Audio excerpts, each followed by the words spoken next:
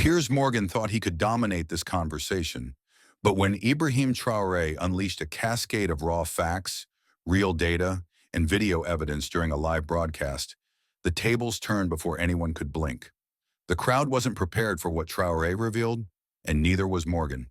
Before we move on, I'd like to ask you a small favor. If you appreciate this content, please take a second to like this video and subscribe to the channel. Over 98% of you watch the videos without subscribing. It costs you nothing, but it makes a huge difference to us. So did you click the subscribe button? Great. Thank you so much. Now back to the video. What happens when a seasoned media giant faces a leader who counters accusations with unshakable composure and facts? That's the dynamic that erupted when Piers Morgan confronted Ibrahim Traoré on livestream, casting a long, tense shadow over what Morgan saw as alarming governance. Morgan, never one to hold back, launched the discussion by accusing Traoré of dismantling democratic institutions, suppressing dissent, and abandoning allies in Western democracies. He drew a stark contrast between what he portrayed as the responsible global leadership of long-standing Western powers and Traoré's allegedly reckless partnership with regimes like Russia and policies that seemed alien to the established order. These were not mild criticisms. Morgan claimed Traoré's leadership style was rooted in authoritarianism, suggesting that his moves, such as cutting off Western-funded NGOs, pointed to a deeper rejection of not just foreign influence, but also democratic principles. Pacing around the topic, Morgan emphasized how Burkina Faso's recent moves symbolize what he described as a deeper betrayal of international progress. He painted Traoré as someone aggressively tilting his government into the embrace of regimes that were, as Morgan put it, far outside the ideals of Western democracy. "You're turning your nation into a pawn," he fired, referring to Traoré's alignment with new international allies, particularly Russia. Yet if Morgan's attacks were meant to rattle Traoré, they seemed to have the opposite effect. Traoré, calm and deliberate, reframed the discussion by challenging the core assumptions underpinning Morgan's narrative. Instead of addressing the accusations defensively, he redirected the focus to the measurable impacts of his policies on Burkina Faso's societal landscape. When Morgan implied that the curtailing of foreign-funded NGOs was a brutal silencing of civil liberties, Traoré responded methodically, emphasizing the critical need to address interference that, as he described it, destabilized his country rather than supporting it. He listed examples where foreign funding flowed into initiatives designed more to shape political narratives than to uplift communities. As the debate escalated, Morgan's attempts to pin Traoré into a corner became increasingly sharp, particularly when connecting Burkina Faso's realignment with Russia. Yet Traoré's response was unwavering. Instead of sidestepping the claims, he dismantled their foundation, offering direct examples of how these alliances brought immediate benefits, like agricultural collaborations and security training, rather than abstract geopolitical risks. Traoré capped this part of the exchange with a challenge that left Morgan visibly unsettled. "Show us the emails, contracts, or orders," he said, referring to Morgan's insinuations of compromised sovereignty. The live audience, already engaging silently through visible reactions, seemed to lean toward Traoré's confidence with each passing moment. It wasn't just a shift in tone, but a gradual unraveling of the foundation of Morgan's argument. Without definitive evidence to back up his allegations, Morgan's remarks began landing with less conviction. What made this more striking was Traoré's steady demeanor. He never raised his voice or resorted to emotional appeals. He made it clear that his agenda wasn't about defending Burkina Faso's relationships, but about demonstrating how his government's initiatives had measurable impacts that spoke louder than accusations. As the moment bristled with an air of shifting momentum, one thing became clear. Traoré's facts, and his refusal to be dragged into emotional back and forths, were not just silencing Morgan's questions, they were swaying the audience perception on a broader level. This wasn't just a debate on governance. It became a quiet revelation about the power of evidence to disrupt narratives, no matter how confidently presented.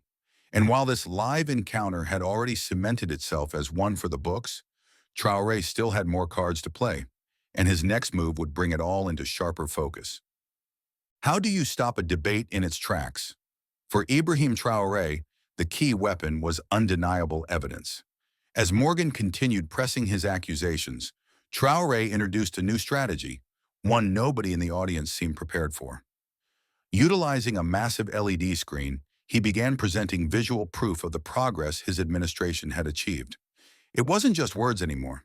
This was real footage of changes happening on the ground in Burkina Faso. The screen came alive with scenes of bustling agricultural projects, vibrant literacy classes held in remote villages, and redistributed land finally being cultivated by its rightful owners. These visuals weren't just compelling, they were undeniable. Morgan had spent much of the debate suggesting Traoré's policies were stifling growth and cutting off pathways for his people. But those same people were now front and center on the screen behind Traoré, actively benefiting from his decisions.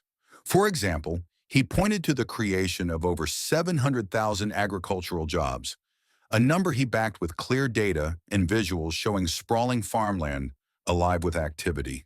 Then came another clip, showing local literacy programs set up across 300 villages, with children and adults alike learning to read and write. The previously skeptical audience seemed to lean in at these moments, captivated by Traoré's ability to make these achievements tangible. Gasps could be heard, heads in the crowd nodded, and an unmistakable shift in sentiment began to ripple through the room. Piers Morgan, known for his ability to dominate conversations with sheer force of personality, seemed noticeably quieter during this segment. The power of Traoré's evidence left little room for counter-arguments. The footage wasn't just about government programs, it was about livelihoods and futures being built. When Morgan tried to pivot by questioning whether these accomplishments were enough to balance out perceived authoritarian leanings, Traoré calmly redirected once again, reinforcing his commitment to results over rhetoric. In the middle of this exchange, Traoré made one of his most memorable statements of the night. Freedom of speech is not freedom to poison. He wasn't just making a point about criticism. He was challenging how often misinformation clouds public discourse. His administration, he argued, had cut foreign disinformation in Burkina Faso by 75%. To support this, he presented hard numbers and examples of how grassroots media efforts ensured that people received information relevant to their lives, free from outside distortion. Reports of disinformation campaigns attempting to destabilize the region were cited as concrete reasons for his government's measures. The audience's murmurs grew louder, with many clearly starting to see his policies in a new light. This was the moment Morgan attempted to regain control by accusing Traoré's media platforms of manipulating narratives and silencing dissent. But Traoré came prepared. Morgan's accusation didn't linger long. Traoré explained his approach to media, not as a tool of oppression, but as a counterbalance to years of overwhelming external influence on Burkina Faso's national dialogue. He linked the success of his media policies directly to the empowerment of his citizens, highlighting the role accurate information played in allowing people to make better decisions for their lives and their communities. With each point Traoré made, the energy in the room shifted further. The audience responded to his ability to ground these ideas in specifics rather than abstractions. His defense wasn't just a rebuttal, it was a reflection of a broader vision for how governance should uplift and unify rather than divide or exploit. Morgan's attempts to steer the conversation back to generalities about freedom and censorship simply didn't land the same way after Traoré's presentation. The facts had spoken louder than the accusations. The moment closed with Traoré delivering a subtle but firm reminder to everyone watching. Actions and the evidence of them speak louder than narratives. But there was still one more test to come, as the debate shifted focus onto an even more ambitious project under his leadership. Burkina Faso's foray into space exploration and electric vehicles. Can a space program and electric vehicles actually shape the future of a nation? That question became the center of the debate when Piers Morgan took aim at what he called the exaggerated ambitions of Burkina Faso under Ibrahim Traoré's leadership. Morgan didn't hold back, describing the space program as a scam and dismissing the EV initiative as a technological failure. To Morgan, these programs were distractions from what he considered real issues, like addressing poverty, deforestation, and infrastructure shortfalls. Your people need roads and food, not satellites, Morgan said, attempting to frame the projects as out of touch with current struggles. But Traoré was ready to defend both programs, starting with the space initiative. He calmly dismissed Morgan's characterization by explaining that the space program wasn't a vanity project. It was about survival. He elaborated. Burkina Faso was using satellites to monitor drought conditions that threatened the nation's farmers, track locust movements that endangered crops, and improve connectivity in the most isolated schools. This is not about luxury, Traoré explained. It's about ensuring that communities too often forgotten gain the resources they need to adapt and thrive. Instead of leaving it as a mere claim, Traoré presented tangible evidence. For example, he highlighted a partnership with the African Union to secure satellite data that had already saved villages from water shortages by identifying new groundwater sources. He also shared how the program had sent early warnings before major climate-related disasters, reducing losses in vulnerable regions. More than 1,500 young engineers had been trained through these efforts, and some were already working to build a sustainable aerospace industry for the region. These facts painted a clear picture. Far from being a waste of resources, the program directly addressed pressing challenges while building future capacity for self-reliance. Morgan, clearly aiming to recover control of the narrative, turned the discussion toward the electric vehicle initiative. He argued that plans to manufacture solar-powered electric motorbikes were too ambitious and unlikely to scale, branding the program a technological flop. Once again, Traoré shifted the focus from theoretical arguments to proven results. He explained that over 10,000 electric motorbikes had been assembled in Koudougou in Ouagadougou, 60% of which operated in off-grid zones using solar charging stations. These aren't hypothetical ideas, Traoré said. They're real solutions already transforming how people travel while cutting our fuel dependency. Traoré added that the EV initiative had reduced transport emissions in pilot areas by 40%, thanks to the solar-powered infrastructure. In fact, expanded use of the bikes had contributed to a 25% drop in fuel costs across 8 provinces. Alongside this, the program had created 3,500 new jobs, many of them focused specifically on building and maintaining solar-powered charging stations in rural areas. It wasn't just environmentally sustainable, it was reshaping the local economy and cutting costs for everyday citizens. The conversation reached a decisive moment when Traoré made a bold assertion. Our vehicles are made in Burkina for Burkina Bay, running on sunlight. It was a concise summary of his entire approach, investing in homegrown solutions to tackle both current obstacles and long-term challenges.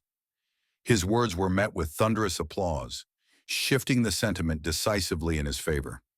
The audience's reaction wasn't just emotional, it reflected a clear appreciation for the practical, measurable outcomes Traoré's programs had already achieved. Morgan tried to double down, suggesting that even if these programs succeeded in small ways, they still didn't address deeper structural issues. But Traoré pushed back, outlining how these initiatives were laying the foundation for the future. By investing in technology, clean energy, and sustainable practices, Burkina Faso wasn't just solving immediate problems. It was creating opportunities to redefine its place in a rapidly changing world.